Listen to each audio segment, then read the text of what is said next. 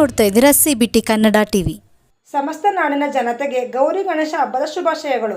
ಶುಭ ಕೋರುವವರು doctor Anil Anand, youth group ಅಧ್ಯಕ್ಷರು, ಮಂಡ್ಯ.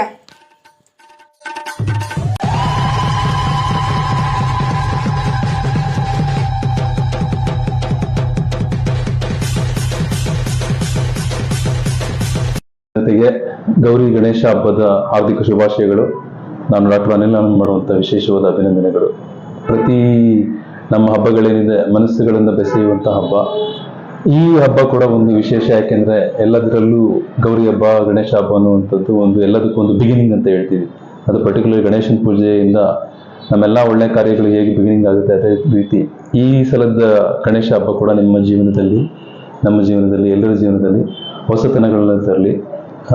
ಈ ಗಣೇಶ ಹಬ್ಬವನ್ನು ವಿಶೇಷವಾಗಿ ಪರಿಸರ ಪ್ರೇಮಿಯಾಗಿ ಆಚರಿಸಬೇಕು ಅನ್ನೋದು ಒಂದು ನನ್ನ ಮತ್ತು ನಮ್ಮ ಮಂಡ್ಯ ಯೂತ್ ಗ್ರೂಪ್ ಎಲ್ಲರ ಕಡೆಯಿಂದ ಒಂದು ಮನವಿ.